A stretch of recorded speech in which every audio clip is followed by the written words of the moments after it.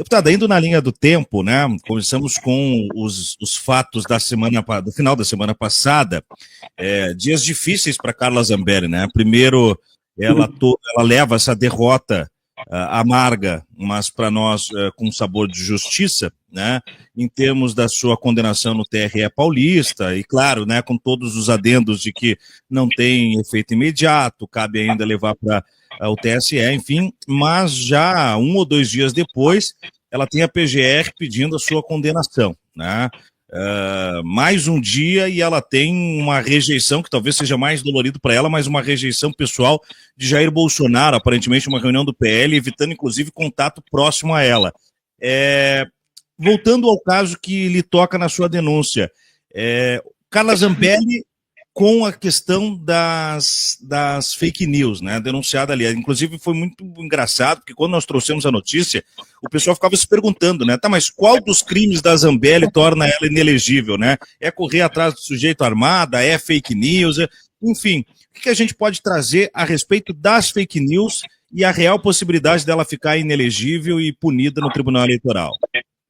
É isso mesmo, Thiago. São tantos absurdos que essa mulher fez que as pessoas não sabiam exatamente por qual crime ela estava respondendo, seja na ação do TRE ou seja no pedido da PGR. Bom, nós movemos uma ação ainda em 2022, baseado inclusive numa decisão do TSE sobre o caso do ex-deputado Francisquini, também do PL do Paraná, que havia sido condenado e perdido o seu mandato por um crime semelhante, que é a disseminação de fake news se utilizando de abuso do poder político e econômico. Na nossa petição inicial, nós citamos 2 episódios diferentes, mas ao longo do processo, né, da arguição, do advogado, da defesa, etc., foram, enfim, colocados outros envolvimentos, seja publicação nas redes sociais, ou seja presencialmente, que caminham no mesmo sentido, né, de descredibilizar o processo eleitoral, questionar as urnas eletrônicas, a própria condução do TSE. Então, um dos exemplos que a gente colocou na nossa petição inicial foi um vídeo, que, se não me engano, foi em novembro daquele ano, que ela disparou e teve milhões de visualizações e de compartilhamentos, que diziam que o Ministério da Defesa havia feito uma inspeção na urna eletrônica e que não havia encontrado a fonte inicial que comprovava que as urnas eletrônicas eram, de fato, legítimas. Foi enfim, uma fake news muito disseminada pelos bolsonaristas à época, como uma forma de dizer que os votos do Lula, de fato, não eram válidos, que supostamente o Bolsonaro teria ganhado, qualquer bobagem do tipo. E ela foi a primeira, né, a soltar essa fake news, que ganhou uma proporção imensa e chegou, de fato, a ter manifestações de rua nesse mesmo sentido. Então, enfim, ao longo do processo, outros elementos foram colocados. Mas o que eu acho que é o mais importante aqui, Thiago, para além dessa decisão jurídica, né, que, como eu já disse, já tem jurisprudência, então caminharia no mesmo sentido, eu acho que é o peso político mesmo que isso tem para o nosso país, sabe? Porque a Zambelli, ela, sem dúvida, é uma das principais lideranças do golpismo, do fascismo no nosso país. Ela tem uma série de ações e foi, de fato, muito bem votada, justamente porque foi em quem o Bolsonaro e o PL, à época, botaram muito peso político e financeiro para que pudesse, inclusive, ser uma puxadora de votos. Então, a sua cassação e inelegibilidade tem um significado para a nossa geração, para todos aqueles que lutam contra a extrema-direita no Brasil, muito grande. O fato hoje é o seguinte, de fato, a cassação dela ainda precisa da decisão do TSE para ser referendada, mas ela também foi declarada inelegível por 8 anos, e isso já está valendo. Por que eu destaco isso? Muita gente diz, pode ser que o TSE nunca julgue, ela pode não ser cassada. Isso é uma possibilidade, ainda que não seja esse o padrão do TSE, tem sido bem rápido, inclusive em decisões do tipo. Mas tá bem, vamos considerar esse cenário. Caso isso aconteça, vamos supor, o TSE só vota depois que o mandato dela já acabar. Já tem uma definição de que ela está inelegível e, portanto, assim como o Bolsonaro, ela já não pode ser candidata em 2026 a qualquer cargo. Ou seja, já temos aí, né, uma reparação, uma justiça, e o que a gente espera agora é a decisão final do TSE seja a mesma que fez o TRE de São Paulo. E aí, deputada, tem, né, na similitude de cassação de mandatos, nós temos um aspecto que diferencia. Estou falando da Zambelli e do caso do Deltan Dallagnol. O Dallagnol, né, em sua cassação, manteve o escopo da votação para a legenda.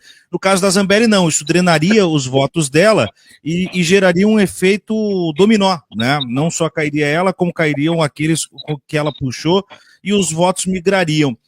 Esse tipo de situação, não sei se a senhora tem essa informação, mas lá no TSE, mesmo com a condenação, isso pode ser revertido, porque me parece essa a grande preocupação hoje do PL, levantando a ideia de que ela dificilmente escapa, mas tentando manter a legenda com os votos.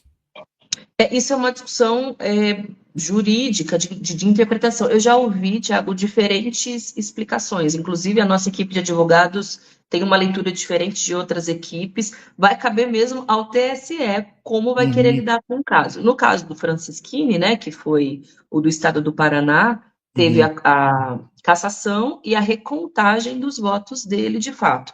O acórdão do TRE de São Paulo não fala a respeito dos votos, fala sobre a cassação do diploma, portanto, seria circunscrito a Zambelli, e nisso há uma hipótese de que outro do próprio PL entre.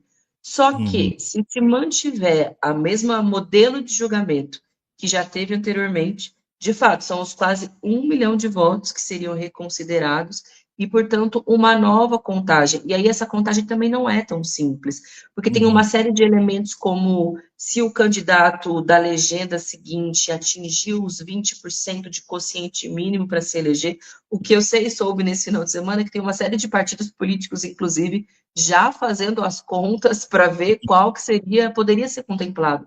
Porque daí são 3 vagas, né, que correspondem à vaga da Carla Zambelli e dos 2 outros que ela puxou, né, como uma grande, enfim, puxadora de votos, que seriam do deputado Tiririca e do Paulo Bilinski. E quais seriam os outros 2 que vão entrar? Os cálculos ainda estão sendo feitos. Mas é isso, tudo depende de uma interpretação do TSE, caso essa condenação seja mantida, né?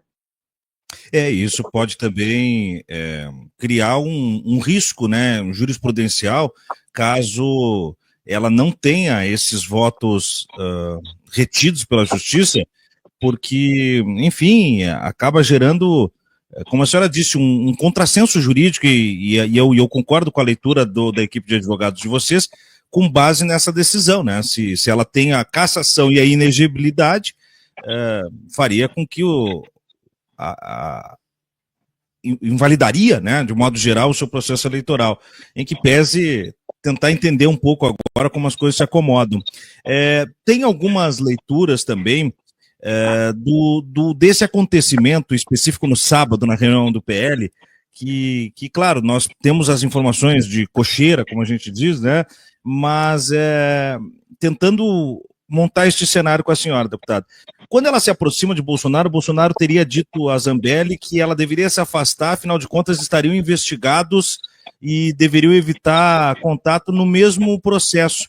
Bolsonaro fala, será, de algo envolvendo processos da Zambelli, ou Zambelli pode aparecer no inquérito do golpe? Qual será o contexto aí? O que o Bolsonaro sabe que aparentemente a gente não tem em primeira mão aí, deputado? Pois é, eu vi uns trechos de entrevistas do Bolsonaro desde que saiu a decisão do TRE, em que ele alega que o que está acontecendo com a Zambelli é um pretexto para chegar nele, porque ele hoje responde por um inquérito parecido, sendo acusado do mesmo crime, né, de disseminação de fake news, abuso do poder político e econômico para desinformação sobre o processo eleitoral. Então, o que ele dizia é o seguinte: bom, vocês querem condenar a Zambelli, porque daí pavimenta o caminho para condená-lo também. Mas, Tiago, para mim é muito implícito que a Zambelli também tem envolvimento nos atos antidemocráticos, né? Os inquéritos, pelo menos aquilo que foi revelado por parte da investigação da Polícia Federal, ainda não elencou, né, o nome dela, ainda não evidenciou, mas justamente pelo papel que ela cumpriu ali, seja inclusive na contratação de um hacker para invadir, enfim, sistemas eletrônicos institucionais no Brasil, pela proeminência que ela tem como, infelizmente, uma grande liderança da extrema-direita no Brasil, pode, enfim, ajudar a contaminá-lo de alguma forma. E no meu ponto de vista, Tiago, isso de fato é um motivo para que o Bolsonaro se preocupe, né? Porque ele também está bastante encurralado do ponto de vista jurídico e também do ponto de vista político. E agora, você mesmo colocou, né, com as pesquisas eleitorais indicando, apesar da reprovação do presidente Lula, o seu favoritismo, eles querem fazer de tudo para que ele possa voltar à cena política, mas no judiciário esse desenho não está consolidado. Então, de fato, quando você tem uma punição exemplar sobre um bolsonarista, todos os outros podem também receber a mesma consequência, né? Porque daí você quebra uma barreira que estava ali instituída de que esses caras podem fazer o que eles querem e nada aconteceu. Acho que é isso que o TRE está dizendo.